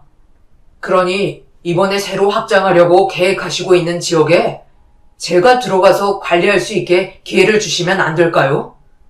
저 정말 성공하고 싶어요. 그리고 지연이한테도 멋진 남편의 모습을 보여줘야 하지 않겠어요? 제가 돈이 없어서 사업을 못하는 것 뿐이지 열정 하나만큼은 누구보다 자신 있습니다. 갑자기 그게 무슨 말이야? 당신 회사 일 말고는 아무것도 해본 적 없으면서 갑자기 아빠 사업에 뛰어들어서 어쩌자는 거야? 나도 집안의 가장인데 언제까지 남의 회사에서 푼돈 받으면서 생활하고 싶지 않다고. 내 마음속에는 항상 사장님 소리가 듣고 싶었다고. 정말 잘할 수 있다니까. 장인어른께서 시키는 대로 하면 되는 거잖아. 그동안 닦아오신 길 걷겠다는 건데 잘못된 건 아니잖아. 위험 부담도 적고 뒤에서 알려주시는 대로 움직이면 되는 건데 뭐가 문제라는 거야? 장인어른 부탁드릴게요. 아빠는 묵묵히 남편의 말을 귀담아 들어주셨고 고민을 하고 계셨어요. 그리곤 잠시 뒤 사업에 기질이 있는지 확인부터 해봐야 할 것 같다며 새로 오픈하게 될 점포에 남편이 들어가서 일을 시켜보기로 결정을 하게 되었습니다. 남편은 기뻐 날뛰며 감사하다며 아빠의 선택에 좋아하고 있었지만 문제는 사업을 한 번도 안 해본 남편이 완벽성에 가까운 아빠의 눈을 채워줄 수 없다는 게 제일 큰 걸림돌이라는 걸 저는 알고 있었습니다. 당연히 저 또한 아빠 밑에서 사업을 같이 운영하지 않겠냐고 물어보셨을 때 몇 번 일을 도와준 적이 있었지만 저 같은 경우 사업을 이끌어갈 정도로 성격상 맞지 않는 것 같아 일찍 포기했었어요. 제일 큰 이유 중 하나가 아빠의 완벽성을 따라갈 수가 없었죠. 뭐든지 자기 일이기 때문에 최선을 다해야 하지만 제 눈에 안 보이는 것들이 사업을 오래 한 아빠의 눈에는 보였고 놓치는 것들이 많아지면서 아빠를 따라가지 못했었어요. 그러다 결국 제 전공을 살린 일을 다시 하게 되었죠. 그때 알았어요. 사업은 아무나 할 수 없는 거고 체질이 맞아야 성공할 수 있다는 걸요.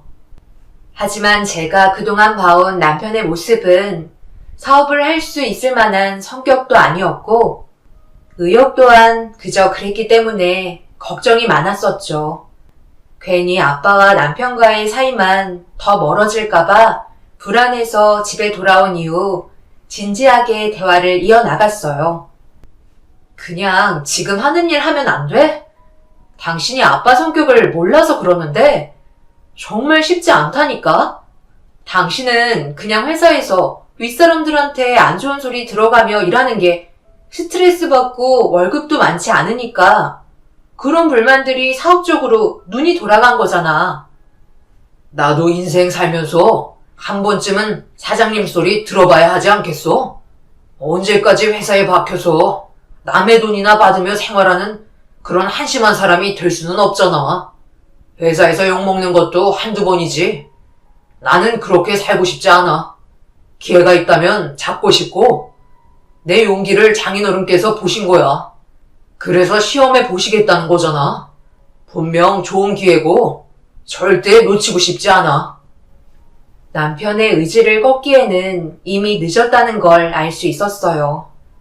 그래서 남편의 선택한 길을 믿고 뒤에서 제가 도와줄 수 있는 것들을 최대한 지원해 주었습니다. 아빠의 성격에서부터 어떤 식으로 점포 관리를 해야 할지 그동안 배웠던 것들을 전부 다 알려주었어요.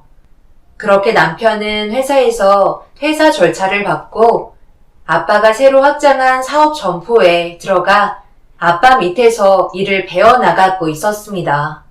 아무런 사고 없이 몇 년간 잘 이끌어오면 점포를 넘겨주겠다는 아빠의 말에 남편은 최선을 다해 밑에서부터 밟고 올라갔습니다. 자신의 점포가 될 수 있다는 희망 하나 가지고 최선을 다해가며 정말 내일처럼 열심히 하고 있는 남편의 또 다른 모습을 볼 수 있었고 두 번 다시 회사 생활을 하지 않겠다는 굳은 의지가 저에게도 느껴지고 있었어요. 그만큼 남편에게는 간절했던 것 같았네요.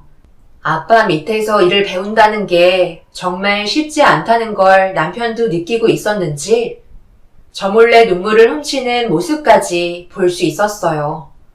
아빠는 저한테 가르쳐 줬을 때보다 더 심하게 남편을 대했어요. 아무래도 집안의 가장이기 때문에 더 예민하셨던 것 같습니다. 그렇게 시간이 지나갈수록 아빠의 잔소리는 처음 일을 배울 때보다 줄어들기 시작하면서 무엇을 원하고 어떤 식으로 일을 해야 되는지 터득하게 되었네요. 결국 혼자서 점포를 관리할 수 있을 만큼 수준까지 끌어올리게 되면서 아빠는 남편을 믿고 점포를 내어주었습니다. 그리고 몇 년간 꾸준하게 사업을 성장시켜 오면서 인정을 받게 된 남편을 긍정적으로 바라보셨어요. 솔직히 이 정도 했으면 이제 넘겨줄 때도 되지 않았나? 매출도 잘 나오고 이렇게 열정적으로 하고 있는데 너무 하신 거 아니니? 이 문제는 제가 강요할 상황이 아니라서요. 저희 아빠도 생각하고 계신 것들이 분명 있으실 거예요. 내 아들이 뭐가 못났다고 3년간 무상으로 일을 해줘야 되는 거야? 적당한 선에서 그냥 주면 되는 거지. 우리가 남이야? 한 배를 탄 가족한테 이러면 안 되는 거지. 내가 왜 이런 식으로 나오겠어? 너희들도 서둘러 자리를 잡아야 되고 해야 될 것들이 얼마나 많은데 언제까지 일만 죽어라 하라는 거야? 이렇게는 도저히 안 될 것 같으니까 사돈어른 당장 오시라 해라. 갑자기 일하는 곳에 찾아오셔서는 무작정 그런 식으로 말씀하시면 어떡해요. 바로 해결될 문제도 아닌데 소란 피우지 마시고 일단 사무실에 들어가 계세요. 한두 시간 뒤에 저희 부모님께서 매장에 오신다고 하셨으니까 제발 진정 좀 하시고요.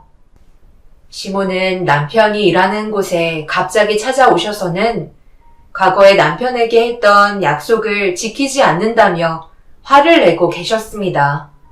몇 년 뒤에도 변함없이 꾸준하게 잘 이끌어가는 모습을 보여주면 아빠가 점포를 내어주겠다고 약속을 했었거든요.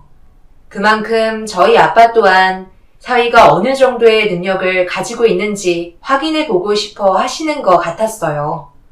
아빠에게 있어서 점포를 내어주는 건 자식을 주는 것과 같았기 때문에 최대한 신중하게 결정하시려고 많은 준비를 하고 계셨지만 그런 것들을 시몬은 못마땅해 하셨어요. 아들 같은 사위를 믿어주지 못해서 안 주는 거 아니냐고 난리를 치시는데 솔직히 기분은 별로 좋지 않았습니다. 그렇게 한참 뒤에 부모님께서 도착하셨고 남편을 불러 따로 대화를 이어나가셨습니다. 그리고 매장 밖에까지 들려오는 남편의 목소리는 상당히 밝아 보였어요. 잠시 뒤 매장에서 부모님과 밖으로 걸어 나온 남편의 얼굴에는 미소가 한가득이었고 모든 게 원하는 대로 이루어졌다는 걸 알 수 있었습니다. 아빠는 남편과의 약속대로 점포를 내어주셨습니다. 항상 남편을 친아들같이 대해주신 아빠는 저희 부부가 잘 사는 모습을 보고 싶어 하셨어요. 그래서 내린 결정이었고 자리를 잡은 만큼 저 또한 회사 일을 그만두고 남편 옆에서 일손을 거들어주길 원하셨습니다.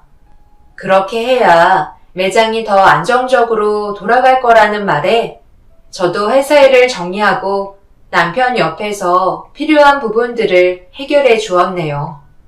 그리고 시몬은 저희 부모님께 감사하다며 그제서야 가족 같다는 말씀을 하셨습니다.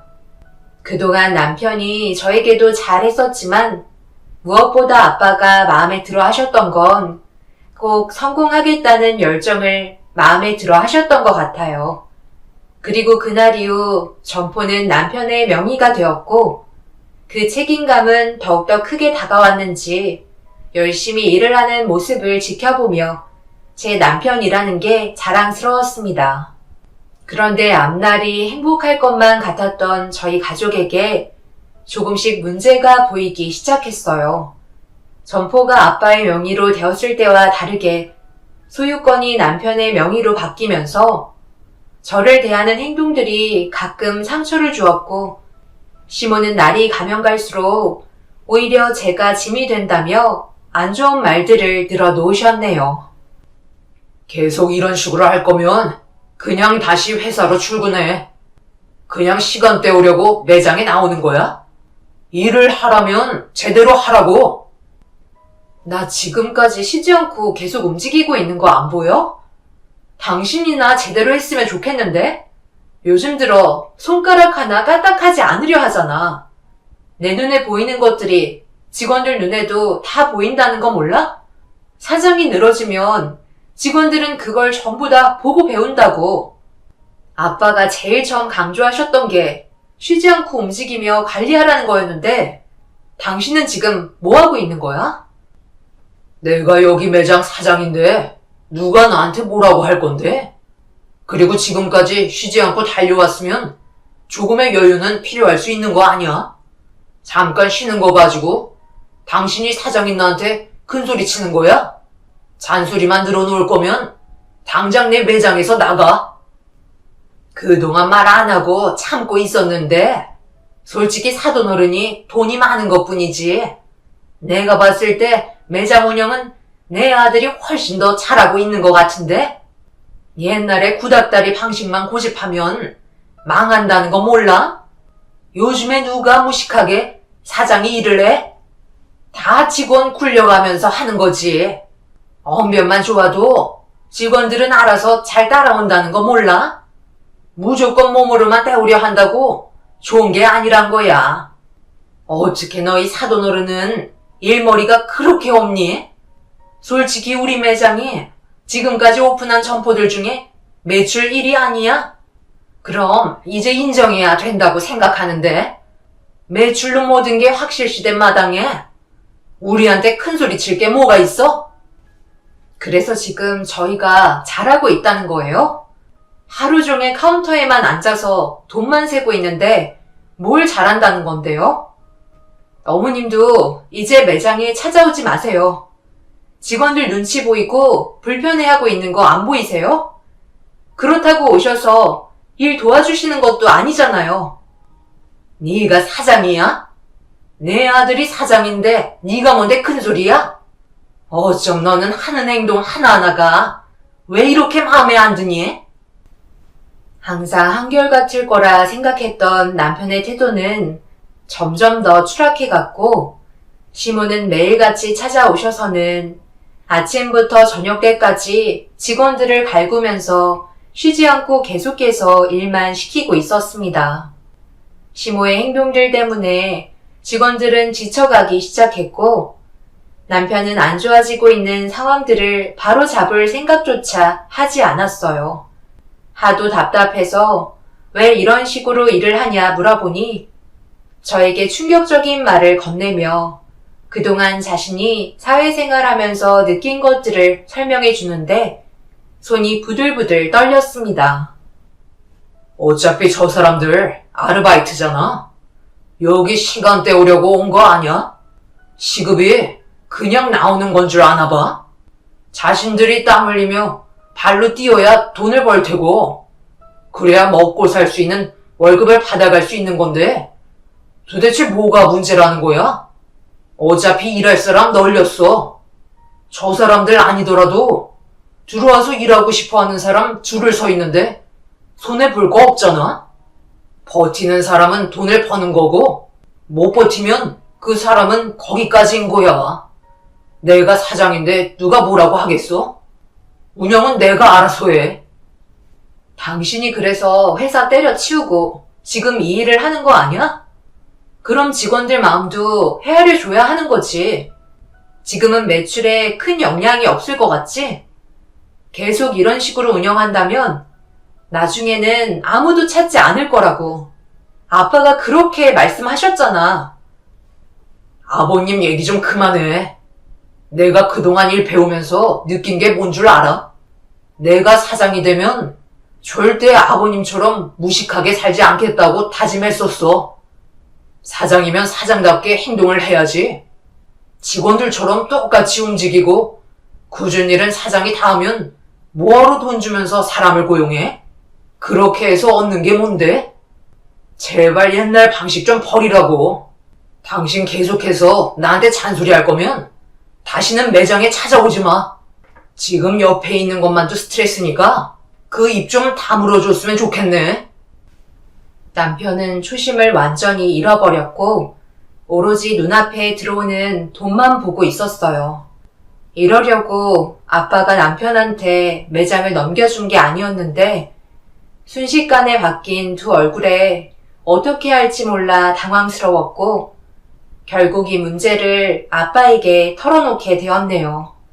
그리고 그동안 있었던 상황에 대해 전부 다 듣게 된 아빠는 한참 동안 많은 고민을 하시다가 어느 정도 예상한 결과라며 보통 사장이 되고 난 이후부터 본래의 성격이 나오기 마련이라면서 변함없는 모습을 보여주길 원했던 사이에게 많은 실망을 했다고 씁쓸한 표정을 지으셨네요. 저 또한 너무 많이 변해버린 남편에게 큰 실망을 하게 되었고 아빠와 많은 대화를 나눈 뒤 집으로 돌아와 남편에게 아빠와 만나서 대화를 주고받았다며 조만간 매장에 오신다고 얘기하니 신경 쓰지 않는다는 듯 제가 한 말을 그냥 흘려 넘겼습니다. 차라리 이럴 거면 그냥 예전처럼 회사에서 다시 일을 하는 게 어떻겠냐고 물어봤어요. 당신 정신 나갔어? 내가 그곳을 다시 들어가라고? 여기에 쏟은 내 열정과 시간들을 이제서야 보상을 받는데 뭐하러 그런 쓸데없는 짓을 하라는 거야? 당신이나 다니던 회사에 다시 취직해. 나는 사장의 위치에서 돈 맛보며 인생을 즐길 거니까. 결국 당신이 원하는 게 이런 삶이었던 거야?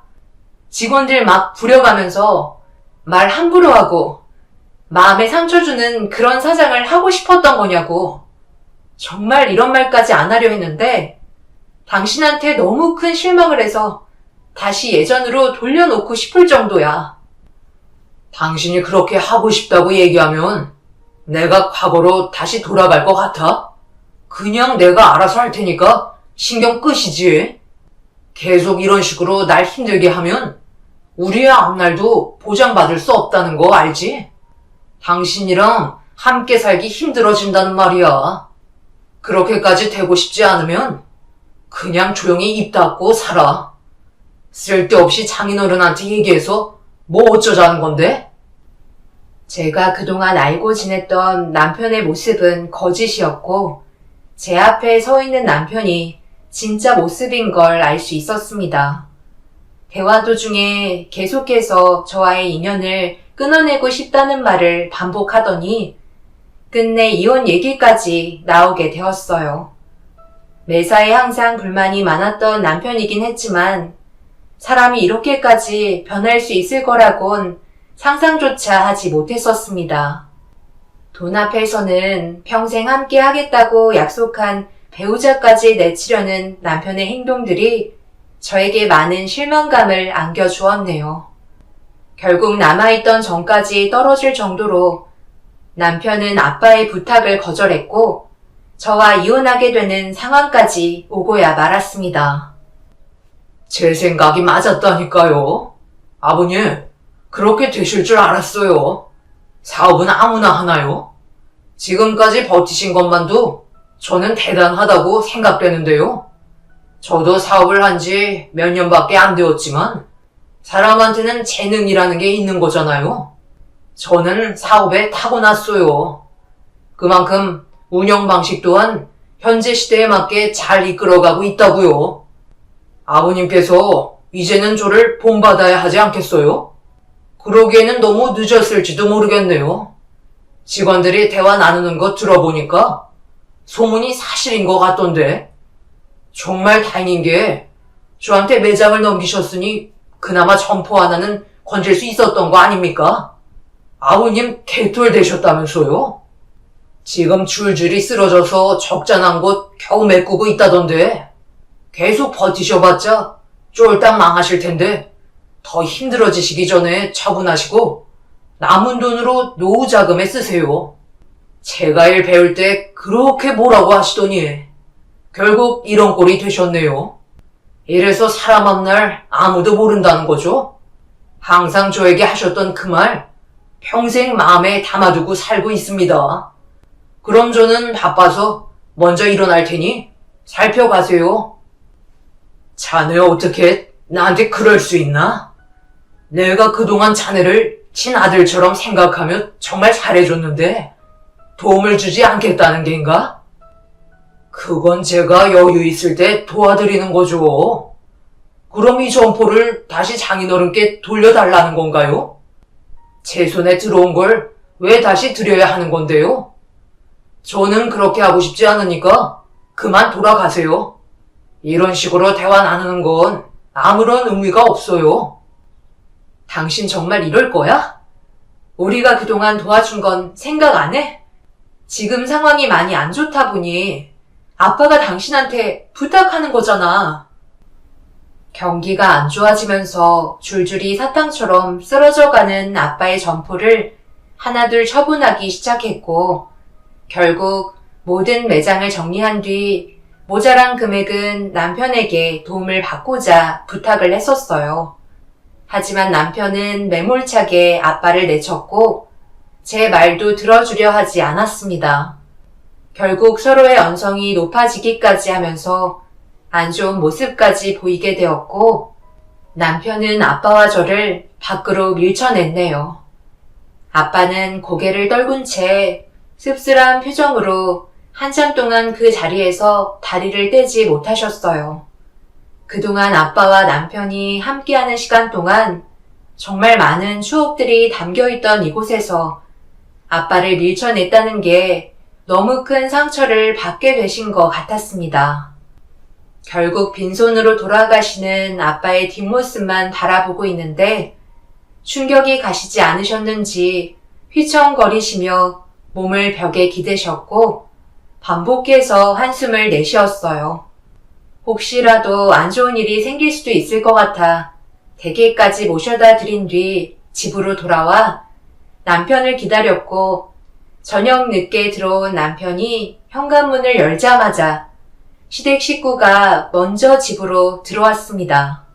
제가 집에 있을 거라고 생각하지 못했었는지 살짝 당황해 하시더니 시모는 사온 음식들을 부엌에서 준비하고 계셨고 저에게 계속 눈치를 주며 나가라는 듯한 표정으로 말을 건네왔네요.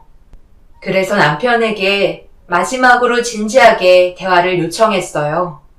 그러자 저를 데리고 방으로 들어갔습니다. 그래서 지금 짐을 싸온 거야? 이런 식으로 나오면 내가 겁먹을 거라 생각한 건 아니지? 달라질 건 아무것도 없어. 요즘 신경 쓸 문제가 한두 개가 아닌데 내가 당신을 데리고 있는 것만도 감사하게 생각해야지. 곧 있으면 내 동생 상견례 하는 거 몰라? 그런데 나한테 점포 하나 있다고 얘기하면 대우가 달라질 텐데 그것마저 처분하고 장인어른 도와주면 그 집안이 동생을 얼마나 무시하겠어? 나라도 번듯해야 집안 전체에 기가 사는 거야. 절대 원하는 대로 해줄 수 없으니까 더 이상 얘기하지 마. 그래서 정말 도와주지 않겠다는 거야? 당신은 그럼 끝까지 그 매장을 잡고 있을 거란 얘기지? 나와 우리 가족은 더 이상 필요 없다는 말로 받아들여도 되는 거야? 뭘 원하는지 충분히 알 것 같네. 우리가 함께하기에는 힘들 것 같다. 이제야 말이 좀 통하네. 우리 집안의 걸림돌이 되는 방해 요소는 없어지는 게 당연하겠지? 빨리 내 집에서 나가줬으면 좋겠어. 집안에 남아있는 당신 물건들은 전부 다 택배로 보내줄 테니까 너무 걱정하지 말고. 그럼 대화 끝난 것 같으니 그만 나가줘라. 내가 마지막으로 다시 한 번만 물을게. 당신 정말 나랑 인연 끝낼 거야? 나는 지금 기회를 주고 있는 거야. 우리 집이 주저앉았다고 더 이상 볼 필요 없다는 거지?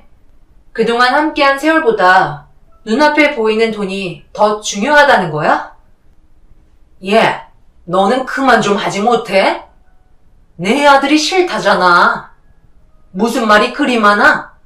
힘들게 일하고 들어와서 이제 저녁 좀 먹으려는데 지금 뭐 하자는 거야? 당장 안 나가? 그냥 이혼하면 될 것을 왜 이리 질질 끌고 있어? 너희 집안이 망한 걸 왜 우리한테 그래? 아들, 빨리 밖으로 내쫓아버려라. 음식 준비 다 됐는데 전부 다 식어버리겠다. 제발 그 얼굴 좀 내 앞에 보이게 좀 하지 마라. 남편은 시모의 말을 듣곤 더는 듣기 싫다며 현관문을 활짝 열더니 저를 밖으로 밀쳐냈어요. 신발도 신지 못한 채 알발로 내쳐졌고 신발을 제 얼굴에 던진 뒤 캐리어까지 밖으로 밀어냈네요. 그리곤 문이 잠기는 소리를 끝으로 남편과의 인연을 끝내고 말았습니다. 사업을 배우면서 점포를 얻기 전까지 항상 밝은 모습으로 저를 따뜻하게 대해줬던 남편은 더 이상 없는 존재였어요. 제 앞에 있던 남편은 전혀 다른 사람이었습니다. 결국 이혼 서류에 도장을 찍은 뒤 남남이 되었고 저는 부모님의 일을 도우며 상처받았던 마음을 털어내려 노력했어요. 그렇게 정신없이 아빠의 계획을 따라 움직이면서 또 다른 준비를 하고 있었습니다. 그리고 저희 가족은 시동생의 상견례 장소로 걸음을 옮겼고 식당 안으로 들어가자 시댁 식구들의 웃음소리가 제 귓속에 들려오면서 아빠가 계획한 모든 것들이 펼쳐지기 시작했습니다. 끝까지 참았었고 몇 번이나 기회를 줬었지만 모든 걸 걷어차버린 시댁 식구들 앞에 아빠가 모습을 드러냈어요. 그리고 그 뒤로 제가 뒤따라 들어갔습니다. 저희가 갑자기 나타나자 어리둥절해하며 당황한 표정으로 멀뚱히 바라보고 있던 사이 저와 아빠는 시댁 식구들을 바라보며 입을 열었습니다. 음식은 입에 맞으신가요? 웃음소리가 밖에까지 들려와서 즐거운 시간 보내는 것 같아 서비스 차원에서 음식 몇 가지를 더 가지고 왔는데요. 이것도 입맛에 맞으셨으면 좋겠네요. 양가 집안에 항상 좋은 일만 가득하시길 바라는 마음에 준비했습니다. 지연아, 그럼 준비한 것 좀 내어줄래? 오늘이 제일 중요한 순간이잖아. 인생이 바뀌는 시점에 내가 준비한 게 빠지면 되겠어? 네, 사장님께서 그동안 준비하신 음식들과 서류 여기 있습니다. 손님께서 마음에 들어 하셨으면 좋겠네요. 이게 뭐야? 이건 우리 매장 서류인데? 이게 왜 너 이름으로 되어 있는 거지? 아들, 이게 어떻게 된 거야? 여긴 우리 거잖아. 그게 무슨 말이에요? 제가 확실하게 서류 받았는걸요. 저한테 명의 이전해줬고 서류상 끝났는걸요. 우리한테 사기치려는 거야? 자네 서류는 꼼꼼히 확인해봤나? 사업을 해봤어야 알지. 그 서류가 설마 진짜라고 생각했던 거야? 내가 정신 나갔다고 자네를 뭘 믿고 300평이나 되는 점포를 자네에게 그냥 넘겨주겠나? 차라리 그럴 거면 내 딸에게 넘겨주지. 서류에 적힌 대로 그 점포는 내 딸의 명의로 되어 있는 게 확실하고, 자네가 가진 서류의 명의는 그저 아무짝에도 쓸모없는 종이 쪼가리밖에 안 된다네. 내가 얘기하지 않았나? 처음과 끝이 같아야 한다고. 그래서 혹시나 하는 마음에 자네에게 가짜 명의의 전서류로 계획을 꾸몄는데, 예상했던 대로 이런 부분에 조금이라도 관심이 있었다면 바로 알아봤겠지. 그런데 자네는 그냥 내가 건네준 서류만 보고 명의가 바뀐 걸로 알고 있었잖아. 자네 식구들 또한 마찬가지였고, 이래서 무식한 사람들은 사기를 당하는 거야. 그런 머리로 사업을 하겠다고? 눈앞에 보이는 돈에 눈이 멀어 내 딸을 내치고 도와달라고 부탁까지 했는데 끝내 등을 돌려? 내가 그렇게 쉽게 망할 거라 생각한 거야?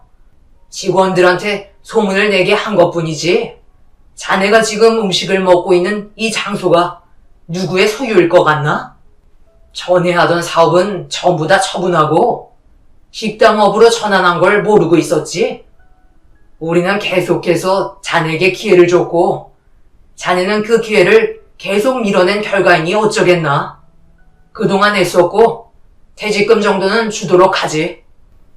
아빠는 남편에게 좋은 마음이 있었지만 함께 일을 하면서 이중적인 모습을 몇 번이나 봐왔었다며 아예 매장을 넘겨줄 생각을 가지고 있지 않으셨습니다.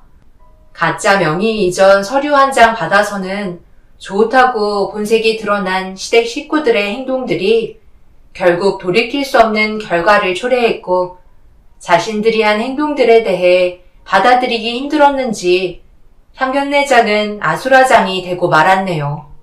아빠는 남편에게 그동안 일해왔던 노동의 대가를 다른 직원들보다 못한 최저임금으로 계산한 월급 봉투를 던져주면서 아빠와 남편이 사업자 대화를 주고받았을 때 한결같지 않은 모습으로 매장을 운영할 시 나가겠다는 약속된 내용을 남편 몰래 녹음까지 해두었던 걸 들려주면서 그동안 노동에 대한 금전적인 보상은 상견례장에서 지불을 했고 남편은 아빠와의 약속을 어겼다는 게 증명이 되기 때문에 시댁 식구들이 가짜 명의 이전 서류에 대해 소송을 걸어봤자 법적으로 문제되지 않는다는 서류까지 내밀어 보여줬습니다.